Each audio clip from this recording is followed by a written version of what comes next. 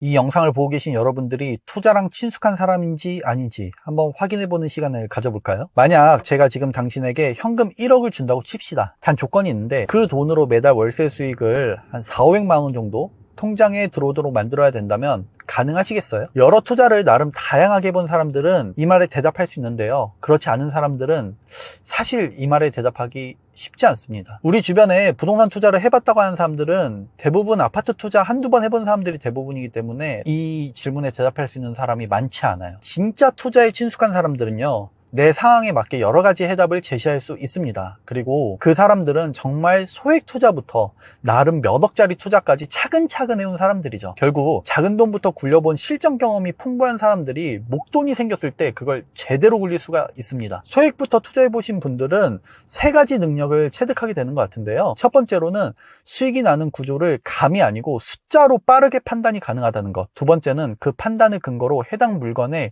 리스크 포인트를 파악하는 것. 세 번째로는 월세 수익, 그 다음에 대출 레버리지, 그 다음에 자산 확장 전략까지 나의 성장과 함께 전략도 유리하게 수정하게 됩니다. 이걸 못 배우고 갑자기 1억, 3억, 5억을 손에 쥐면 어떤 일이 생기냐고요? 90%의 사람들은 그 부동산을 비싸게 사고 싸게 팔게 됩니다. 즉 돈을 버는 게 아니고 돈을 잃는 방법만 반복하게 되는 거죠. 주변에서 부동산 투자로 힘들어지신 분들이 거의 다 이러실 거예요. 1년 모았는데 그걸로 두세 배 벌고 싶다고 무작정 은행비 최대로 이용해서 샀는데 생각처럼 투자가 안 풀리면 감당 안 되는 거죠. 저도 직장 다니면서 몇 년간 모은 5천만 원과 직장인 신용대출 5천만 원을 합친 돈으로 투자를 시작했습니다. 그 이야기를 한번 드려볼게요. 제가 모은 돈 5천만 원과 신용대출 5천만 원 더해서 1억.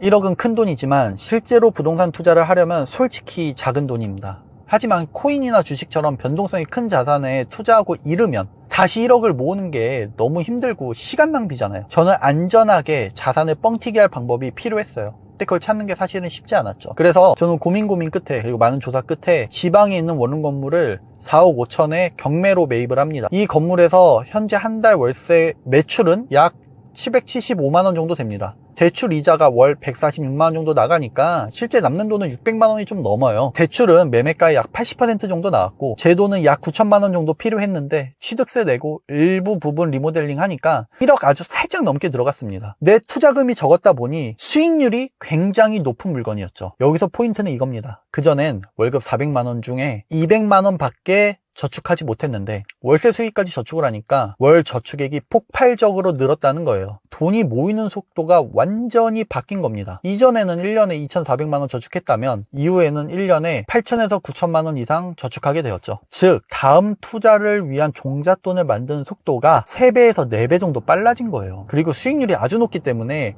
4억 5천만 원에 매수한 건물의 가치는 지금 9억 정도 됩니다. 제가 싸게 팔아서 8억에 판다고 해도 매달 월세를 쭉쭉쭉쭉 받다가 세전 3억 5천 이상의 차익을 얻고 팔게 되는 거잖아요. 이렇게 초반에는 안전한 투자를 하는 겁니다. 폭발적인 현금 흐름이 나올 수 있는 부동산을 싸게 사서 월세 수익을 엄청 뽑아먹다가 아무리 급매로 팔아도 내가 산 가격보다 훨씬 비싸게 팔 수 있는 구조를 만드는 거죠. 이렇게 돈 버는 법을 알게 되고 몇 번 비슷한 투자를 반복 실행했더니 확실히 인생이 달라져 있었습니다. 이렇게 계속 투자하니까 현금 흐름이 매우 안정되게 되고 자산을 뻥튀기 해야 되겠다는 생각을 하게 됐어요. 그리고 이건 결국 개인 명의로 서울 핵심지 아파트를 매수하고 더 나아가서 법인 투자를 하게 만들어주는 든든한 기둥 역할을 해주었죠. 좀 더 직접적으로 말씀드리면 현금 흐름이 쌓이면 완전히 다른 세계가 열립니다. 저는 처음으로 이렇게 생각했어요. 이제 서울 핵심지 아파트도 바라볼 수 있겠는데? 그전엔 그냥 꿈 같은 얘기였거든요. 뉴스에서만 보던 이야기, 누군가의 성공담처럼 느껴졌죠. 너무 비싸잖아요, 서울의 아파트는. 근데 매달 월세 수익이 쌓이고 그 수익으로 저축액이 몇 배로 늘어나고 계속되는 투자로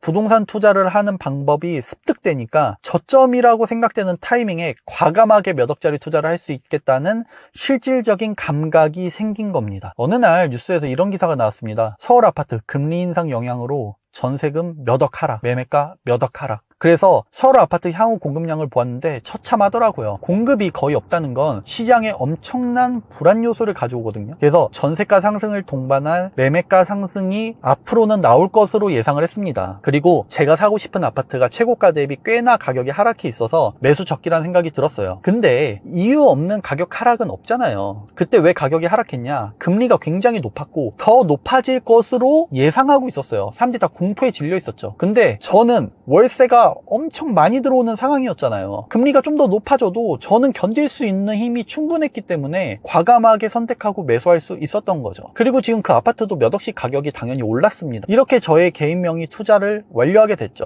주택수가 계속 쌓이니까요. 아시다시피 세금적인 이슈로 주택수를 무한정 늘릴 수가 없어요. 개인 명의로는. 그래서 법인 투자를 시작했습니다. 법인으로는 상가, 공장, 오피스텔 같은 투자를 하게 되죠. 여러분 보이시나요? 처음 작은 목돈을 이용해서 절대 잃지 않는 투자를 하고 그 투자에서 현금 흐름이 폭발하게 되면서 결국은 서울 핵심지 아파트를 매수하게 되고 그 다음에 법인 투자로 넘어가는 흐름, 저는 이 방법이 굉장히 좋다고 생각합니다. 물론 투자를 잘 하시는데 돈이 없는 분들은 다른 방법도 좋겠죠. 좀 더 공격적인 방법이요. 근데 현실은 투자 잘 하시는데 지금 돈이 없는 분들은 잘 없어요. 이제 목돈을 모으기 시작했거나 아니면 목돈을 모으고 있고 그 목돈이 충분하지 못한 분들은 투자를 처음 시작하시는 분들일 가능성이 높고, 그런 분들은 복잡하게 시장을 분석하고 그 리스크를 내가 안는 것보다 숫자로 수익률이 나오고 사기 전에 내가 얼마나 싸게 사는지, 매도는 얼마에 할 수 있을지 계산할 수 있는 상품이 안전하고 좋아요. 저는 그런 투자를 지방 원룸 건물로 한 겁니다. 그리고 제가 투자를 해보니까 사실은 별거 없습니다. 여러분, 신입사원이 처음 회사 업무를 하면 너무 혼란스럽잖아요. 근데 그거 1년만 하면 어떻죠? 아주 능숙하게 해요. 투자도 똑같아요. 처음에 어떻게 해야 되는지 몰라서 방황하는 거지, 한 번만 개념을 잘 잡으면 능숙하게 할 수 있습니다. 제가 회사 맞선님처럼 여러분들에게 투자하는 방법을 알려드릴게요. 지금 좋아요와 구독을 누르시면 저의 투자 방법을 설명해 놓은 영상이 여러분의 유튜브 화면에 더 쉽게 노출됩니다. 저희 함께 성장해 나갔으면 좋겠네요. 오늘도 함께 시간 보내주셔서 감사합니다.